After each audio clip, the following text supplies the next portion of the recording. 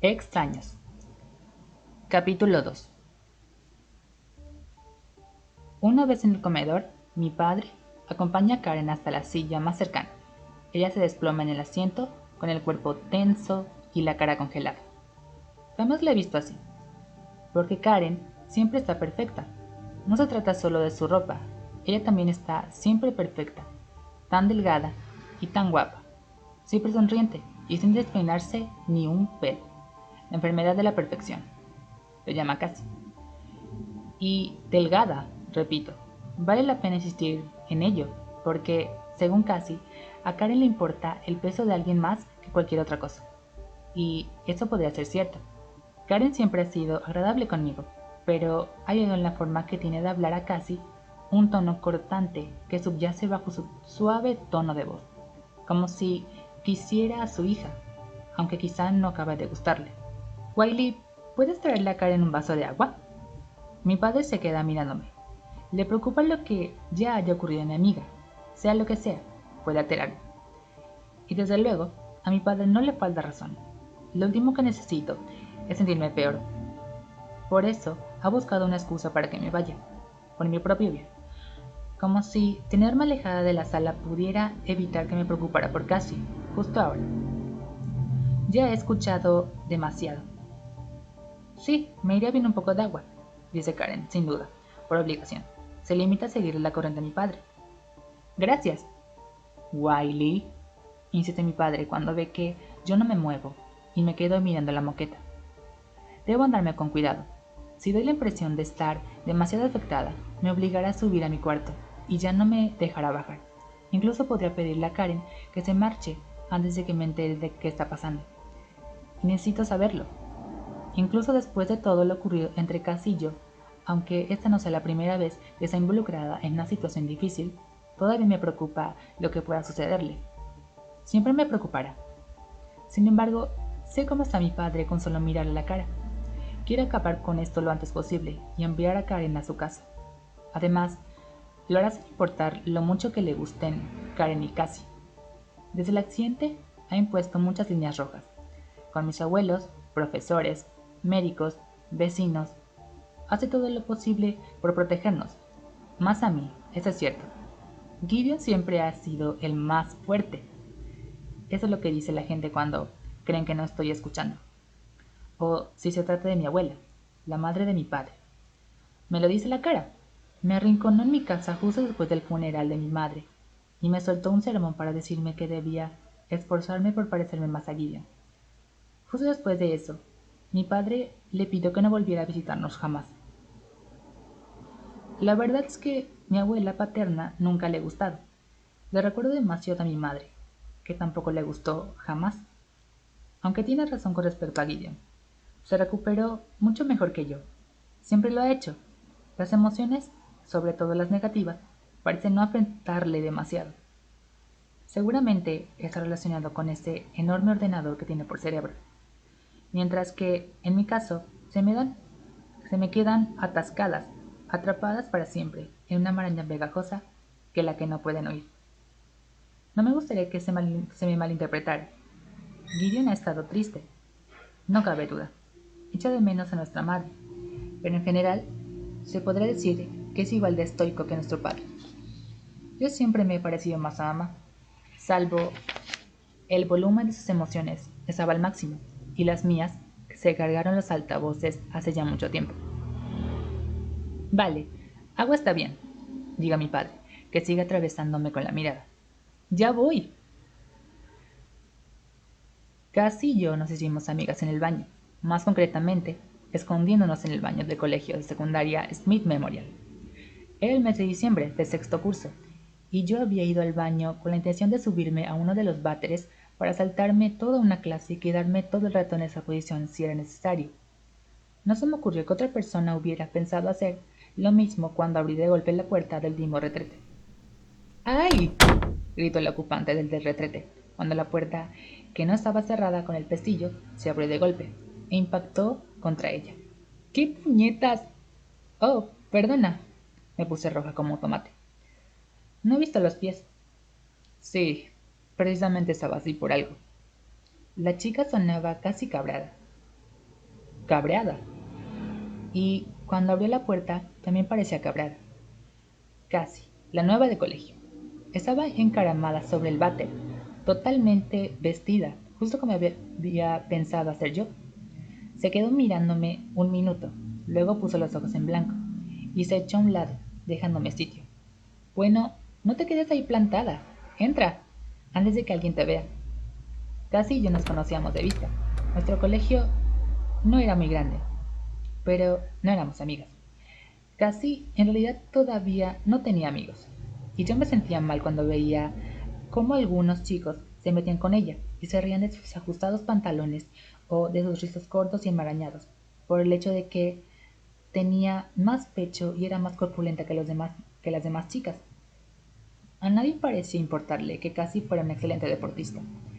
Había conseguido que nuestro equipo de fútbol estuviera en una posición decente por primera vez ese otoño, pero solo se fijaban en su aspecto diferente. Sin embargo, yo no podía convertirme precisamente en defensora de Cassie, ni en nada por el estilo, sobre todo teniendo en cuenta lo ocurrido. Bastante tenía con preocuparme por mí misma.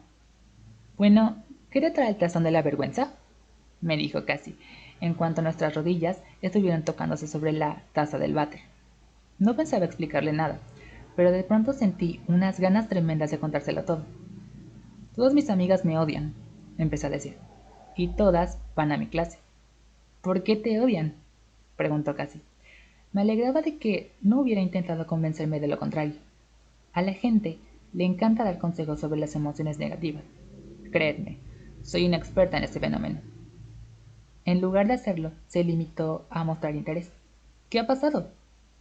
Y entonces le conté que Maya, Stephanie, Brooke y yo íbamos juntas desde que teníamos 8 años, pero que últimamente me daba la sensación de que las demás siempre hacían chistes solo sobre mí, aunque yo seguía esperando que únicamente fueran imaginaciones mías, hasta que en ese momento, sábado por la noche, cuando nos quedamos a dormir en casa de una de ellas, empezaron a hacerme preguntas sobre mi psicóloga.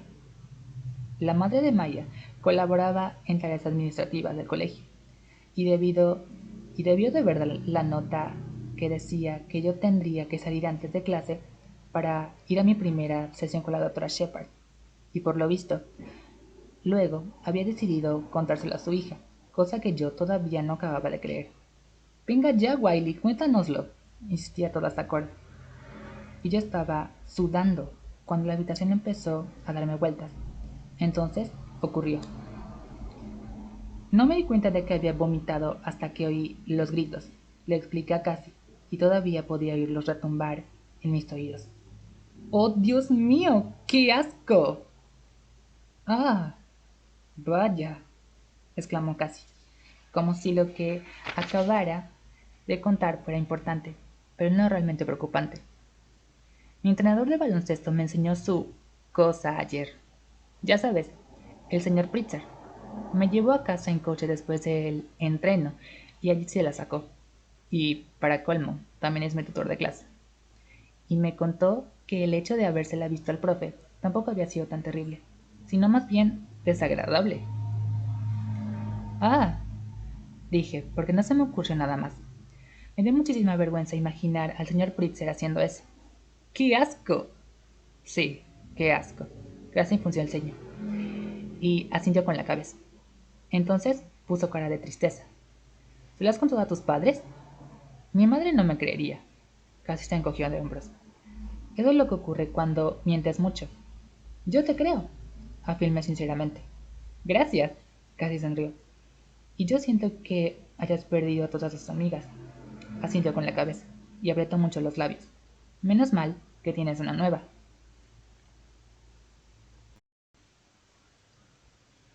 Ya en la cocina, me muevo con rapidez y no espero a dejar correr el agua del grifo para que salga más fresca antes de llenar toda prisa el vaso de Karen. La verdad es que llevo mucho tiempo esperando que a Cassie le ocurra algo gordo. Ayudarle para que no se meta en líos ha sido siempre algo habitual. Ponerme en medio para que no le pegaran por decir alguna burrada a los mayores de octavo. Llevar dinero a Rip-Eyed para que no la denunciaran por robar en la tienda un pintalabios. Casi ni siquiera se pinta los labios. tonterías de ese tipo. Sin embargo, ese otoño las cosas se pusieron más feas. El problema de Cassie con la bebida era lo más grave, y no era solo la cantidad, sino 5 o 6 birras una sola noche, ni la frecuencia, 2 o 3 veces por semana. Lo que me preocupaba, eso era demasiado para cualquiera, pero para alguien con los genes de Cassie era un completo desastre. Hace un tiempo se prometió a sí misma que jamás bebería. Quería a su padre, pero lo último que deseaba era acabar como él. Sin embargo, daba la impresión de que casi hubiera decidido olvidar todas las promesas que se hubiera podido hacer. Y odiaba que yo se lo recordara. Durante un par de meses, en nuestro primer año de instituto, estaba tan desenfrenada que me volvía loca. Pero cuando más me preocupaba yo, más se quebraba ella. Por suerte, Karen sigue hablando cuando por fin vuelva a entrar en el comedor. Todavía podré enterarme de algún detalle sobre lo ocurrido. Sí, por eso... Ella levanta la vista, me mira y se aclara la voz antes de seguir. He ido a casa para ver a Cassie después de clase, pero ella no estaba. El vaso está caliente cuando por fin se lo entrego a Karen. Cuando ella lo coge, parece no darse cuenta. En lo que sí se fija es en mi pelo. Lo percibo enseguida. En su defensa, debo decir que Karen se recompone bastante bien. Centra la mirada antes de parecer francamente impactada. Para disimular, toma un sorbo del agua tibia y me sonríe. ¿No es posible que Cassie siga afuera?, pregunta mi padre. Solo es la hora de cenar. Se suponía que ya debería estar en casa, responde Karen con firmeza. Estaba castigada toda la semana porque ella... Bueno, ni siquiera quiero decirte que me llamó. Y ahí está, el tono. Ese tono de odio a Cassie un poquito, quizá incluso un poco más de lo que me odia ella a mí. Le dije que si no estaba en casa, iba a llamar a ese internado que he estado mirando, ya sabes, el que tiene la consulta psicológica. Y no me siento orgullosa de haberla amenazado con eso, pero lo cierto es que no me ha quedado otra opción. De todas formas, también he encontrado esto. Karen saca del bolsillo algo y se lo entrega a mi padre. Es la pulsera de Cassie con su nombre. No se había quitado esa pulsera desde que se la regalé hace ya 3 años. A Karen se le anegan los ojos en lágrimas. Ni siquiera hablaba en serio cuando la amenacé con esa estúpida escuela.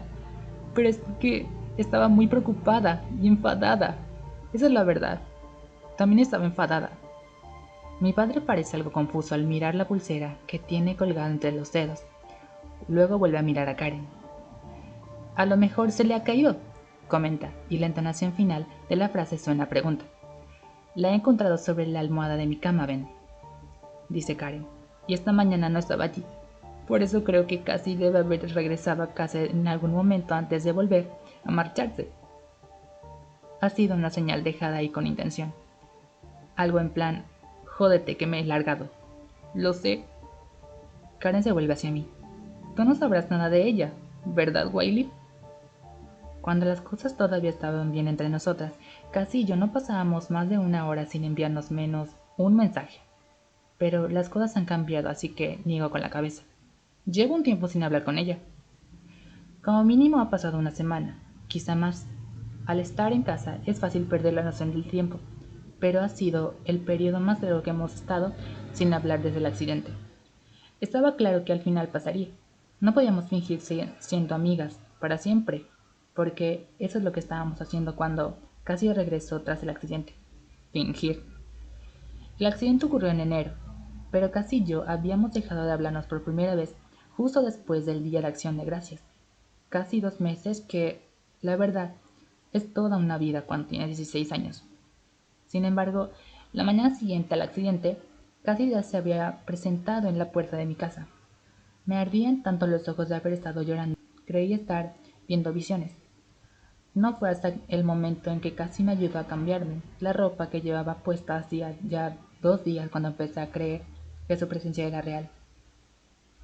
No fue hasta el momento en que ella me deslizó el moño enmarañado, me cepilló el pelo hasta que quedó liso y brillante, y me hizo una cola de caballo tirante, como si estuviera preparándome para la batalla. cuando supe lo mucho que necesitaba que se quedara conmigo. No sé qué le habrá contado Cassie a Karen sobre el momento en que dejamos de hablarnos y cuando volvimos a ser amigas de forma temporal. De todos modos, eso acabó hace solo un par de semanas, aunque apuesta que no le ha contado gran cosa. No es que existía mucha complicidad entre ambas precisamente, y no es que las razones por las que hemos dejado de hablar tengan mucho que ver con Cassie. ¿Llevas un tiempo sin hablar con Cassie?, pregunta mi padre, sorprendido. Mi madre supo que yo había cortado toda relación con Cassie la primera vez que ocurrió. Por lo visto, ella no se lo había contado a mi padre. Es posible que yo se lo pidiera, no lo recuerdo, pero sí lo recuerdo, lo que me dijo mi madre cuando le conté que Cassie y yo ya no éramos amigas. Estábamos tumbadas, una junta a otra sobre su cama. Y cuando yo terminé de hablar, ella dijo, siempre he querido ser tu amiga. Me encojo de hombros. Creo que el último mensaje de móvil que recibí de Cassie fue la semana pasada. Puede que el martes. ¿La semana pasada?, pregunta mi padre, frunciendo mucho el ceño. La verdad es que no estoy muy segura, pero ya estamos a jueves de la semana siguiente. Y lo que sí sé es que la última vez que hablamos fue la semana anterior. Oh, ha pasado mucho tiempo. Karen parece más decepcionada que sorprendida. Me había dado cuenta de que ya no hablabais tanto, pero no sabía que... Niega con la cabeza. He llamado a la policía, pero claro, como casi tiene 16 años y hemos estado discutiendo, parece que no tienen mucha prisa por salir a buscarla. Han archivado la denuncia y van a llamar a los hospitales locales, pero no van a empezar a peinar el bosque ni nada por el estilo. Enviarán un coche patrulla a registrar la zona, pero será hasta mañana por la mañana. Karen se presiona los sienes con las puntas de los dedos y mueve la cabeza de atrás hacia adelante. Por la mañana. Eso no será hasta dentro de 12 horas. Dios mío. ¿Quién sabe con quién estará Cassie o cómo se encontrará entonces? Imagina todas las cosas horribles que pueden... Ven, no puedo esperar hasta que amanezca. No teniendo en cuenta cómo están las cosas entre nosotras. Me sorprende que Karen sepa, aunque sea solo en parte, lo descontrolada que está Cassie. Aunque claro, sin contar con mi ayuda para cubrir las espaldas, estaba claro que acabarían pillándola. Y esa situación que imagina Karen, que casi esté a punto de pasarse mucho de vueltas en algún sitio, no es descabellada.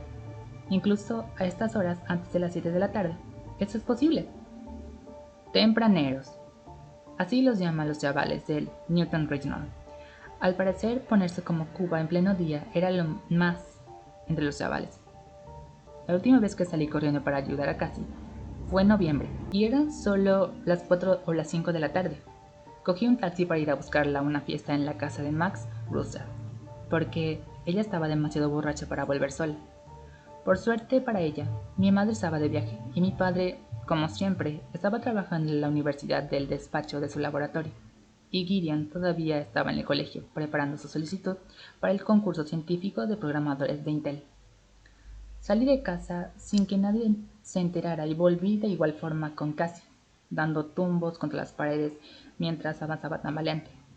Después le sujeté el pelo mientras vomitó en el váter repetidamente. Más tarde llamé por teléfono a Karen para explicarle que su hija tenía migraña y que se quedaría a dormir en mi casa. A la mañana siguiente le dije a Cassie que tenía que dejar de beber o le ocurriría algo horrible.